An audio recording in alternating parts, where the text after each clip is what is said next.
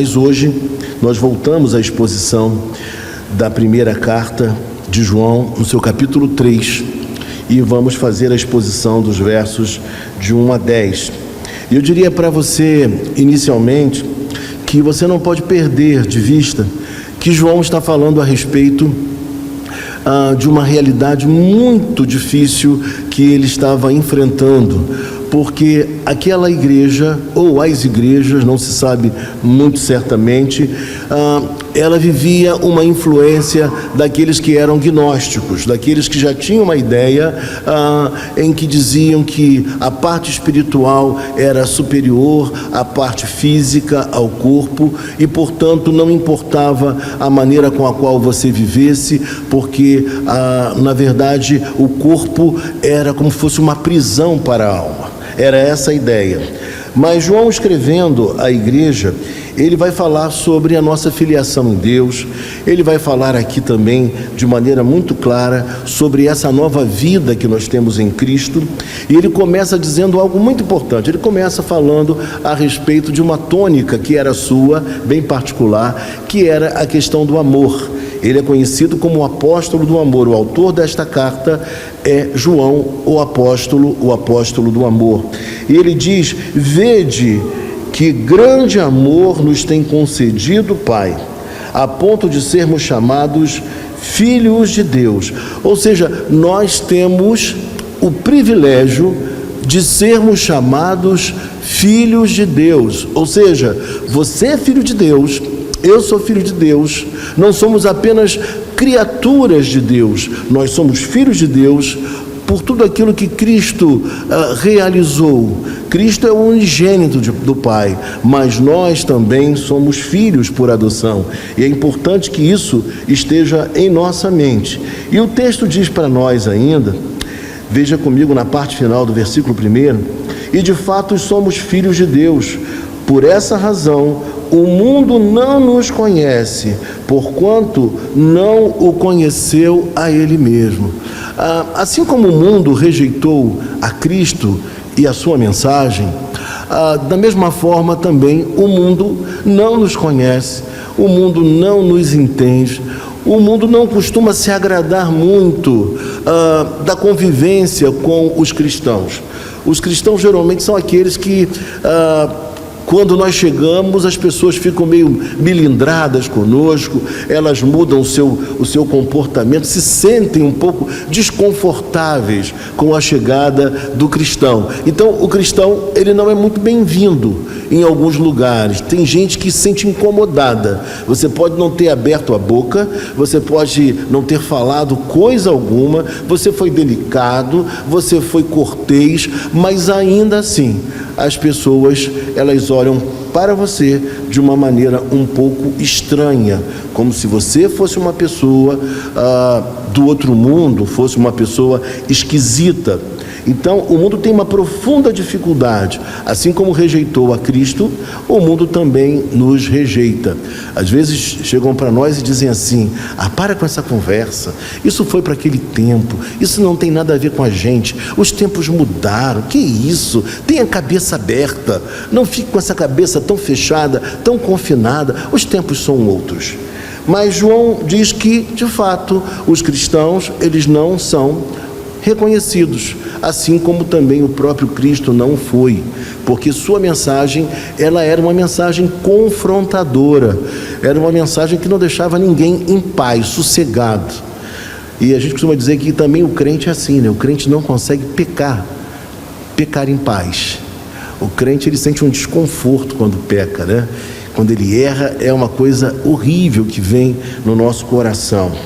Mas o texto diz mais: amados, agora somos filhos de Deus, e ainda não se manifestou o que haveremos de ser. Ora, veja comigo no versículo 2, algo muito importante aqui. Ainda não se manifestou o que haveremos de ser. Nós já somos salvos, nós já fomos transformados por Cristo, nós já recebemos um novo coração. Deus tirou o coração de pedra e colocou um coração de carne em cada um de nós. Nós somos novas criaturas, mas nós ainda não somos o que nós haveremos de ser. E por conta disso, a gente, quando olha para dentro de nós, a gente fala assim: meu Deus, mas quanta coisa que precisa mudar, como eu ainda me atropelo, como eu cometo ainda deslizes e falhas, eu preciso mudar muito, ser muito diferente. É justamente por isso, porque nós ainda não estamos completos, nós não estamos acabados, concluídos, embora uma grande obra já tenha se realizado no meu coração e no seu coração também. Você já deve ter ouvido pessoas dizendo assim: ah, se isso acontecesse comigo no outro tempo, a minha resposta seria outra, a minha forma de resolver essa questão seria outra. Quando eu penso nisso, eu verifico que de fato eu mudei, que eu fui transformado, porque eu não me comportaria dessa forma em outro momento, em outra situação. Então, algo já aconteceu em nós, mas quando Cristo se manifestar, quando Ele retornar, quando Ele inaugurar um novo céu, uma nova terra, aí nós seremos radicalmente transformados. Então, não haverá mais essa tendência que nós temos ainda, por vezes, de escorregar, de pecar, de falhar, de deixar que o velho homem ganhe espaço. Isso não vai acontecer mais, porque nós estaremos completos. E aí o texto diz para nós da seguinte forma: sabemos que quando Ele se manifestar, seremos semelhante a Ele, porque haveremos de vê-lo como Ele é. João está dizendo para nós que se existe algo que nos motiva, que nos encoraja a continuarmos na nossa peleja, é justamente o fato de que há uma grande esperança para nós. Existe algo muito bom, maravilhoso, esplêndido, que nos aguarda quando Cristo retornar e o nosso corpo for completamente transformado e nós começarmos a viver a realidade do novo mundo, da nova criação. Isso tudo deve animar o nosso ser para nós prosseguirmos na nossa caminhada de fidelidade a Deus, de amor a Deus, de amor ao próximo e de obediência. Porque esse dia vai chegar. Essa é a grande esperança do cristão. Existe um mundo novo que nos aguarda, um mundo glorioso. Mas talvez você diga assim: pastor, mas esse mundo de agora, então, ele não presta para nada? Não, não é assim. Esse mundo que Deus criou, ele é muito bom. Esse mundo no qual nós vivemos, ele é muito significativo, ele é muito importante. Ainda que caído, ele expressa a glória do nosso Deus. É nesse mundo que nós estamos que nós precisamos agir e viver de forma a glorificar a Deus. É esse mundo o campo propício para nós agirmos assim. Por quê? Porque existem algumas tendências cristãs, algumas percepções cristãs, que a ideia que eles têm é de fugir do mundo, é de ficarem reclusos, ou no mosteiro, ou dentro da igreja, mas não viverem plenamente a vida que Deus nos dá a oportunidade de viver. A visão cristã, ela não é assim. O mundo, com toda a sua beleza, com toda a sua singeleza, ele precisa ser vivido, ele precisa ser conhecido, transformado, e nós somos esses agentes de Deus de transformação. Porque já imaginou? O que seria desse mundo sem os crentes? O que seria do mundo sem você? O que seria do mundo sem você? No local de trabalho, aonde você está, aonde você produz beleza, riqueza, saber, conhecimento, você tem um papel preponderante a realizar da parte de Deus. E todas essas áreas precisam ser ocupadas por pessoas que têm um coração transformado por Deus, para que a impiedade não ganhe espaço, para que a maldade, para que a corrupção,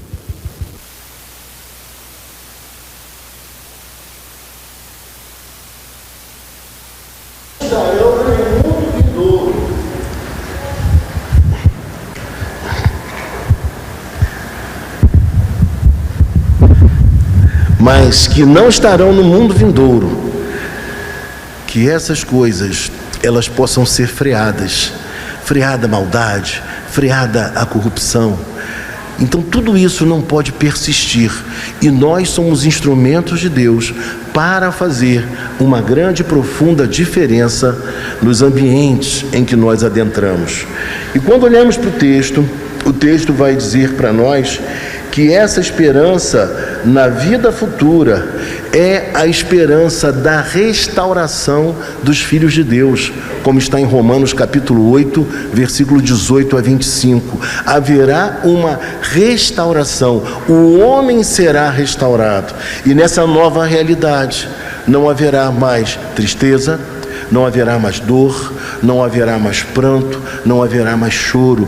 Nenhuma dessas coisas que trazem tristeza ao nosso coração, elas perdurarão nessa nova criação. Portanto, nós devemos viver esse tempo, mas sempre com um olhar no futuro, porque a nossa felicidade completa, real, ela chegará quando o novo céu e uma nova terra forem inaugurados. E olhando para o texto bíblico ainda, o texto vai dizer assim para nós: e assim mesmo se purifica todo o que nele tem esta esperança. E qual é a esperança que nós temos? A esperança de uma vida futura, a esperança de um novo céu e de uma nova terra. Então todo aquele que tem essa esperança, ele tem uma motivação maior para viver a sua vida em santidade, em pureza, em correção. Talvez a tônica da santidade, ela esteja um tanto quanto ausente dos nossos púlpitos nesse período que nós vivemos, né? As mensagens são mais mensagens para jogar o povo para cima, falar que o povo vai ser feliz e que pode viver da maneira que bem entende, mas enfatizar santidade, pureza, não são assuntos muito tocados, pregados nesses dias. Mas o que o texto nos diz é que o crente, ele tem uma esperança, e pelo fato de ter essa esperança, ele é motivado a viver dessa forma pura, dessa forma santa, assim como o nosso Deus é puro. Veja no verso 3, é que o texto diz: assim como ele é puro. Assim como ele é puro, nós também devemos ter o desejo de viver uma vida de santidade. As coisas equivocadas, os pecados, as coisas erradas, as negociatas, as corrupções, tudo isso precisa estar fora do nosso coração, porque nós temos uma esperança, e Jesus Cristo é a nossa esperança maior, e o novo céu e a nova terra são esperanças que nós temos como cristãos. O nosso olhar está na volta de Cristo, o nosso olhar está nesse novo mundo a ser criado, não nas coisas transitórias, e pior do que tudo, coisas transitórias obtidas por vezes de maneira completamente contrária à ética, à moral, aos costumes e aos valores do Evangelho. Então é isso que nós precisamos entender. Mas nesse verso 3, o que João está dizendo para nós é que, assim como uma criança aprende do seu pai, nós também aprendemos com Cristo. O filho, a filhinha, ela olha o papai e ela olha a mamãe, e ela vê como a mãe age, como o pai age. E com o passar do tempo, você observa que os filhos começam a agir de uma maneira muito parecida com os pais. Em nossos filhos estão as nossas maiores virtudes, e nós temos aqui uma futura mamãe. Então, em nossos filhos, nós temos as nossas melhores virtudes, mas também em nossos filhos estão presentes o quê? As nossas dificuldades, os nossos erros, as nossas falhas, os nossos acanhamentos, tudo isso, tanto o lado positivo como o lado negativo, estão em nós. E eu fico lembrando, por exemplo, quando eu ainda pequeno, eu lembro a satisfação com a qual meu pai chegava em casa vindo do mercado.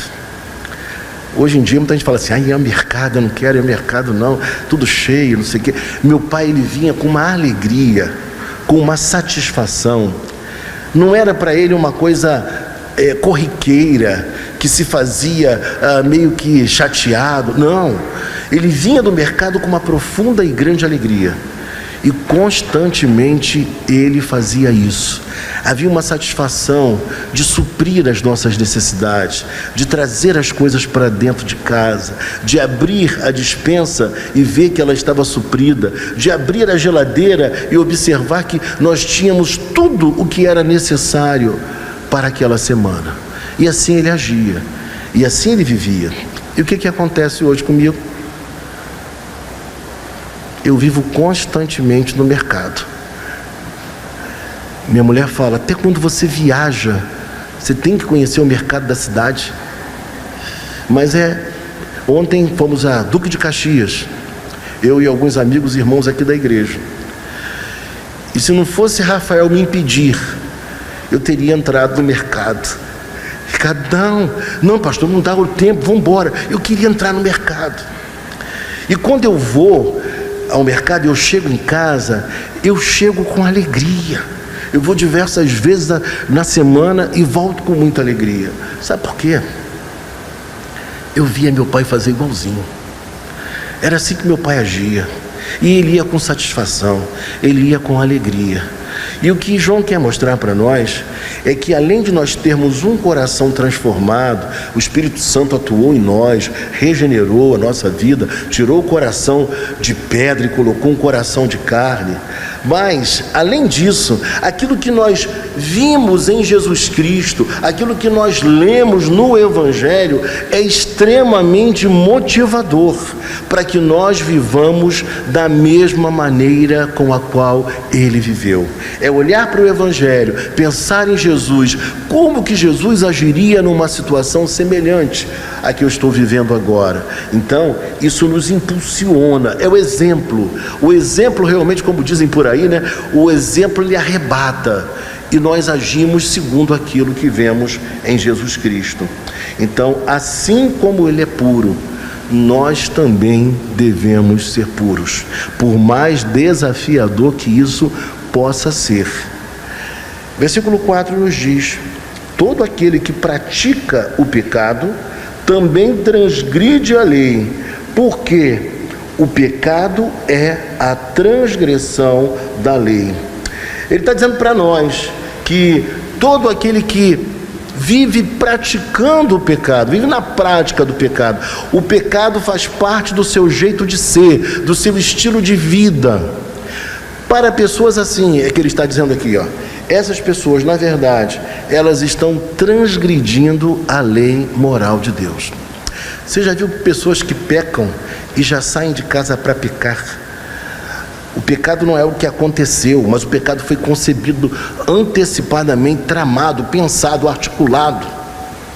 Tudo foi planejado, devidamente planejado.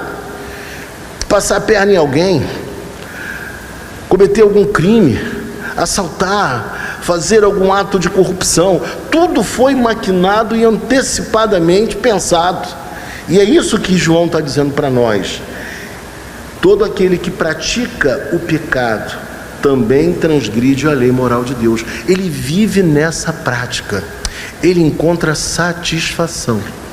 Por vezes dava para fazer o negócio de maneira certa, mas ele tem uma coisa dentro que ele fala assim: não, eu levei vantagem, ou então eu lesei, ou então eu paguei uma propina, mesmo que não houvesse necessidade, né? Se é que existe momento em que haja necessidade. Irmãos, é disso que ele está dizendo para nós. Faz parte do estilo de vida da pessoa. Quando ela não precisa, não necessita, não carece, mas ela gosta, ela quer, aquilo a atrai. Então, João diz: todo aquele que pratica o pecado também transgride a lei, porque o pecado é a transgressão da lei. Toda transgressão da lei moral de Deus é pecado. Tudo aquilo que expressamente está na Bíblia, tudo aquilo que é claro e que nós sabemos, isso é transgressão da lei. Se nós ultrapassarmos aquele ponto, nós estamos, na verdade, transgredindo a lei. E João fala isso, E eu quero lembrar a você que esse João que aqui está é o apóstolo do amor.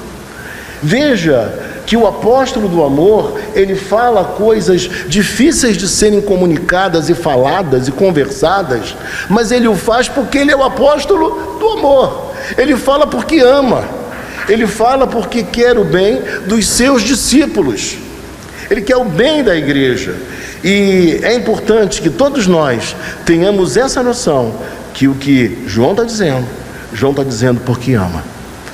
E a gente precisa parar para ouvir um conselho, uma orientação, uma pregação, por mais difícil que ela seja, se ela for uma pregação justa, verdadeira e com uma motivação, acima de tudo, de amor por nós. E é assim que João fala, é assim que João se dirige à igreja. E nós precisamos também, nesses dias, falar da mesma forma. Mas João é muito equilibrado, gente. João não é aquele cara que apenas aponta o dedo para as pessoas que estão falhando, que estão errando, não. Versículo 5 diz assim: sabeis também que ele se manifestou para tirar os pecados, e nele não existe pecado. A vinda de Cristo foi justamente para acabar com esse aprisionamento que o pecado trazia ao ser humano. Você nunca trabalhou com ninguém que tinha por hábito mentir? Já trabalhou com alguém assim? Que mesmo quando não era necessário, mesmo quando não havia nenhuma necessidade, não estava pressionada, não estava, cercada por uma circunstância difícil, mas ela de prontidão já falava algum tipo de mentira, porque aquilo fazia parte do seu estilo de vida. Eu já trabalhei com gente assim, gente que eu amava, gente que eu respeitava, gente que eu gostava e queria muito bem, mas que dizia assim: diga que eu não estou. Se tocar o telefone e for fulano de tal, diga que eu não estou. E às vezes era uma situação tranquila de ser resolvida de maneira clara, objetiva e honesta, só que fazia parte do estilo de vida daquela pessoa. Passou a ser natural. Diga que eu não estou. Por que você não veio? Eu não vim porque houve tal problema, assim. Mas todo mundo sabe que não foi por isso. Mas a pessoa diz que foi por isso. Era mais fácil dizer: eu não fui porque eu não pude ir, porque eu não quis ir. E aí, quando você olha para o texto, veja comigo. O texto vai dizer assim no versículo seguinte: todo aquele que permanece nele. E aqui, quando nós pensamos em permanecer nele, permanecer em Jesus Cristo, a ideia pode ser também permanecer em Deus. O texto quer dizer para nós que permanecer nele é pertencer a ele.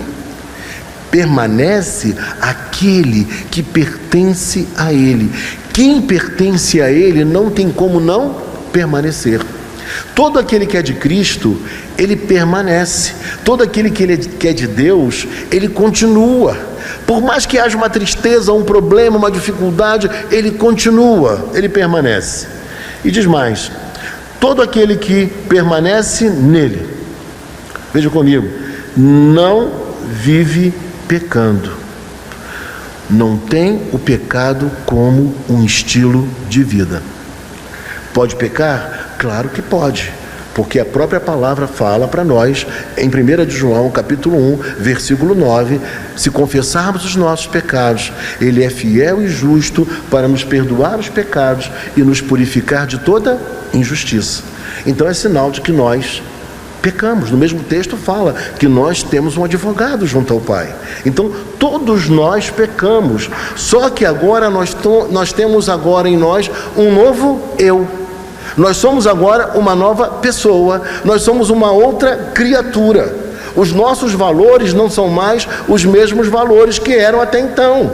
Tudo mudou. Nós somos novas criaturas, vivemos em novidade de vida, nós temos um outro eu. Ele mudou a nossa vida. E por conta disso, o nosso estilo de vida não pode, não deve, não se coaduna mais com o tipo de vida que nós levávamos anteriormente. É disso que João está dizendo. Então ele diz, olha, que aquele que permanece nele, aquele que pertence a ele, não vive pecando. Ele não vai cometendo um pecado atrás do outro. O pecado pode acontecer, mas o pecado não é algo costumeiro na vida daquele que é crente, daquele que nasceu de novo. É algo que acontece, mas não é algo comum, rotineiro na vida da nova criatura. E o texto diz mais: todo aquele que vive pecando não o viu, nem o conheceu. Está lá. Todo aquele que vive pecando não o viu, nem o conheceu. Ele está dizendo para nós que se engana quem pensa que mesmo vivendo uma vida desregrada, uma vida meio louca, essa pessoa vai poder dizer que ela é eleita, que ela é predestinada. O predestinado não vive dessa forma. Muita gente fala assim: eu não creio na eleição, eu não creio na predestinação. Aí você fala: por quê? Porque então a pessoa é salva e ela vai viver de qualquer maneira e mesmo assim é salva. Aí eu digo para essa pessoa: você não entendeu nada ainda do que significa a eleição bíblica. A eleição bíblica é algo tão lindo, tão maravilhoso, porque uma pessoa que foi eleita por Deus, ela tem um desejo imenso de agradar a Deus e viver para Deus, de ter sua vida purificada, de ter um caminhar que seja coerente com a Bíblia Sagrada. É assim que ele vai viver, e não de maneira diferente, não de qualquer jeito. Então as pessoas não interpretam corretamente esse belíssimo ensino que é justamente a eleição. Mas João, o apóstolo do amor, ele não tem o cuidado, ele não é politicamente correto como eu sou, como você é. Ele fala de maneira incisiva. Ele diz: aquele que vive pecando não o viu, nem o conhece. Ou seja, não é dele, não pertence a ele, não tem relação com ele, apenas pode estar usando o seu nome. E aí, quando a gente pensa nisso, a gente lembra que João está escrevendo para um grupo de pessoas que entendiam da seguinte forma: eu posso fazer o que eu bem quiser com o meu corpo, que isso não afeta a minha alma. Eles eram gnósticos, eles tinham uma ideia já gnóstica naquela época, porque o gnosticismo ele cresce e se fundamenta no 2º século, mas eles têm essa visão. E eu pergunto a você: não é mais ou menos assim que se pensa em nossos dias? Se houver amor, viva do seu jeito.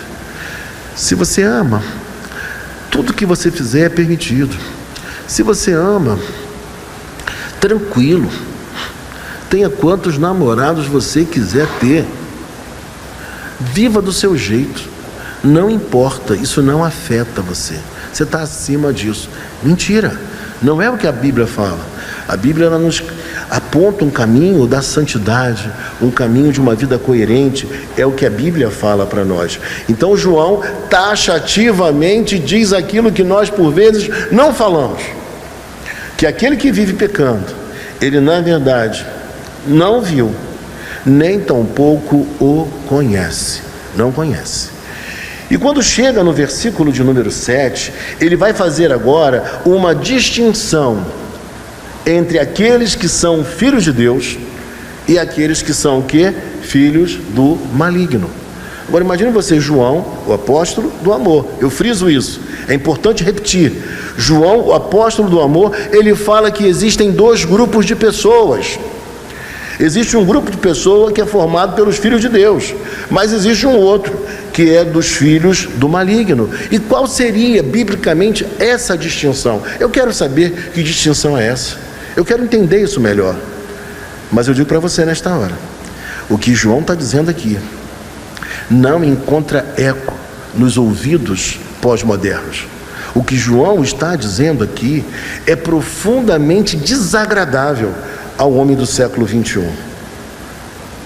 E eu digo para você, por vezes é confrontador, até mesmo para nós que já somos crentes antigos. Mas é importante dizer que o que ele fala como um pai amoroso. Ele fala a seus filhos, filhinhos. E o versículo 7 ele fala assim para nós, veja comigo: filhinhos, não vos deixeis enganar por ninguém. Ele está falando dos heréticos, que vinham com um discurso aparentemente muito agradável.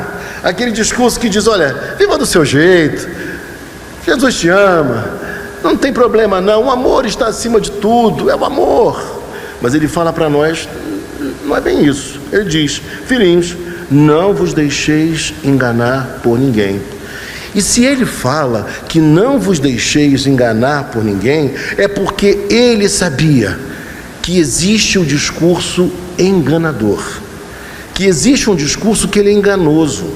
Existe uma mensagem que é uma mensagem do Evangelho, mas não do verdadeiro Evangelho, mas uma mensagem adulterada. Então ele diz: olha, não vos deixeis enganar por ninguém. Aquele que pratica a justiça é justo, assim como ele é justo. Amém? Aquele que pratica a justiça é justo, assim como ele é justo. Mas é engraçado que os valores estão tão trocados, de justiça, de honestidade, de lisura, todos os valores parece que estão de ponta cabeça, que a gente chama de doutor, a gente reconhece aquele que não é justo, aquele que não mereceria esses títulos, a gente honra a quem não mereceria honra, a gente aplaude a quem não deveria receber aplauso, a gente olha e vê como importante e competente somente pela aparência, e às vezes a pessoa conseguiu aquilo da maneira mais louca, mais equivocada, mais errada, ultrapassando gente, pisando em pessoas, fazendo negociatas. Meus irmãos, o que João fala aqui é profundamente claro ao nosso coração. Ele fala justamente que aquele que é justo, ele tem obras de justiça. Olhe para a sua Bíblia, quando o texto diz assim, versículo 8: aquele que pratica o pecado procede do diabo. E aqui ele fala sobre aquele que pratica, que vive constantemente nesta prática. Não é aquele que eventualmente comete um erro, uma falha, mas ele fala de alguém que optou por um estilo de vida assim. Ele fala que esse, na verdade, ele procede. Olha só o que o texto diz: aquele que pratica o pecado procede do diabo.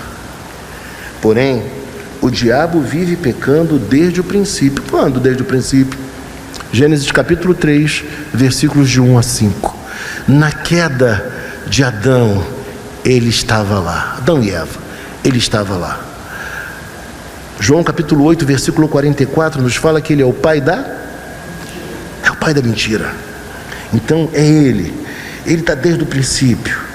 E o texto diz mais: para isso se manifestou o Filho de Deus, para destruir as obras do diabo. Ou seja, Jesus Cristo, ele veio para destruir, para desfazer tudo aquilo que Satanás havia feito.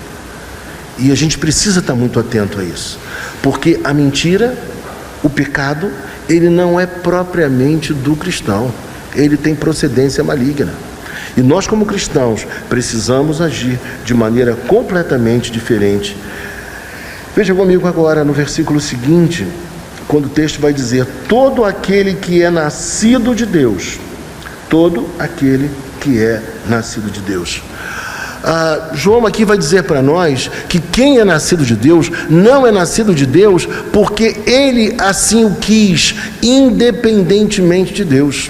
Ele fala que existe uma ação de Deus nesse processo.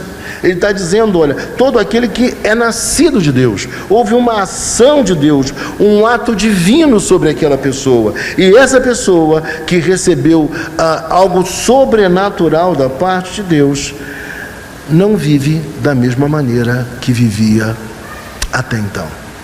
O seu estilo de vida é radicalmente transformado, afetado por Deus. Então houve uma ação de Deus que o transformou, e é por conta disso que na sequência o texto diz: não vive na prática do pecado. Todo aquele que nasceu de novo, ele não vive na prática do pecado. E quando peca? o que acontece? Veja se não é assim. Vem um peso no coração, não vem? Vem uma tristeza na nossa alma. A gente fica triste porque sabe que fez alguma coisa que não deveria ter feito. E esse que é nascido de Deus, quando ele faz algo assim, o que ele busca? Ele busca a presença de Deus. Ele dobra os seus joelhos, ele se arrepende, ele pede a misericórdia do Senhor, porque na verdade o seu maior intento é agradar a Deus.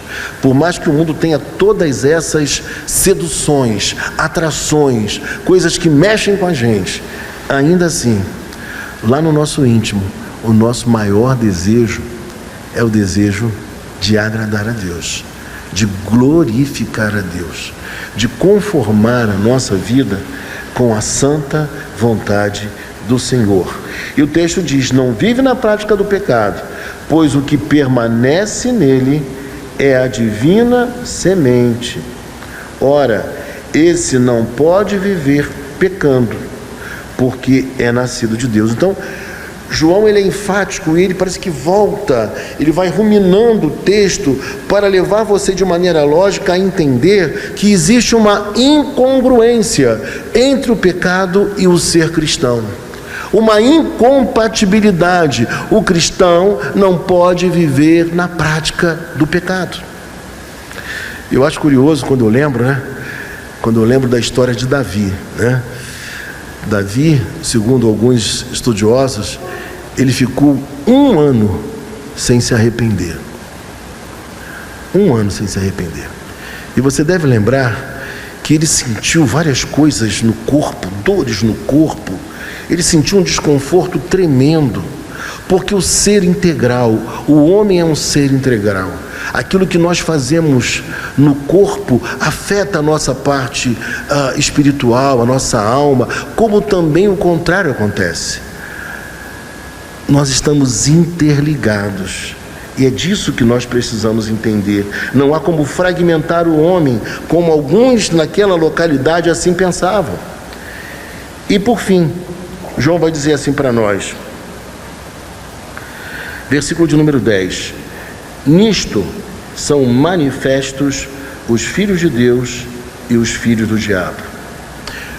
Ele está dizendo que existe algo muito claro que identifica alguém que é filho de Deus e alguém que é filho do diabo.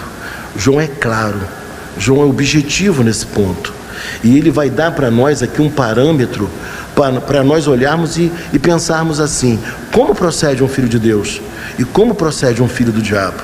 Como procede aquele que já foi regenerado e aquele que não foi regenerado?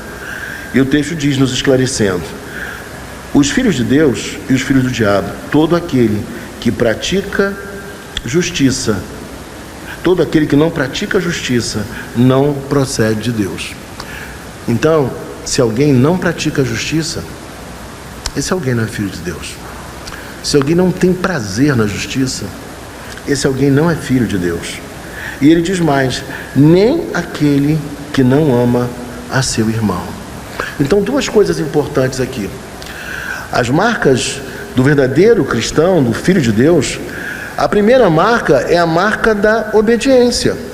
É a marca de você, de fato, agir de maneira correta, com justiça. É obediência a Deus. É uma marca de um verdadeiro cristão, de um filho de Deus. E a segunda marca está no final do versículo 10. É amar o seu irmão. Porque se alguém não ama a seu irmão, esse tal não é dele. Então, o que vai identificar, o que vai diferenciar um do outro, a obediência, ou seja, a justiça, e também o amor ao outro, o amor ao próximo, o amor a seu irmão. Então, quando a gente olha para isso, a gente chega à conclusão que a vida do verdadeiro cristão é uma vida marcada pela obediência a Deus, pelo gosto pela verdade, pela santidade, pela pureza, mas ao mesmo tempo também é uma vida marcada pelo verdadeiro amor, o amor doação, o amor entrega, o amor que não é necessariamente aquele sentimento. não é só sentimento. É sentimento, mas não é só sentimento. Sabe por quê? Porque nós temos uma tendência a amar e a nos agradar daquelas pessoas que falam tudo que a gente fala, pensam em tudo como a gente pensa, agem exatamente como a gente gosta. A gente tem uma tendência a gostar das pessoas que preferem as cores que nós preferimos, que gostam dos lugares que nós gostamos. É natural que isso aconteça. Mas não pode ser natural amar somente as pessoas que são idênticas a nós, ou que só dizem para nós aquilo que nós gostamos de ouvir, aquilo que nós aceitamos. Por isso, o desafio proposto pelo Evangelho de amar, inclusive, aos nossos inimigos, amar, inclusive, aqueles que são diferentes de nós, é perfeitamente possível, porque esse amor não exige que nós gostemos do outro, mas que nós amemos o outro. Eu posso não me identificar com o jeito de ser, com o estilo de vida da outra pessoa, mas uma coisa eu não posso fazer: eu não posso deixar de amá-la. Eu preciso amá-la. E esse é o grande diferencial do crente, do descrente, do filho de Deus e do filho do diabo. E João, de maneira amorosa, ele dá essa instrução, o que permitia aos cristãos daquela igreja ou daquelas igrejas ter a condição de identificar quem era e quem não era, como deveria ser o seu estilo de vida e como não poderia mais ser o jeito de viver. Houve uma grande e profunda transformação no cristão. E hoje, mais do que nunca, em pleno século XXI, nós precisamos pregar o verdadeiro evangelho, que transforma o homem, que modifica o homem, que altera a maneira de enxergar a vida, que muda por completo as prioridades existenciais de cada um de nós. Porque o nosso maior desejo, o nosso grande afã, é de glorificar o nome de Jesus Cristo enquanto nós estivermos na face da terra e vivendo na esperança gloriosa da chegada do novo mundo, do novo céu, na nova terra, onde finalmente nós teremos justiça completa, ausência de dor, ausência de sofrimento. Que Deus abençoe a todos, rica e copiosamente.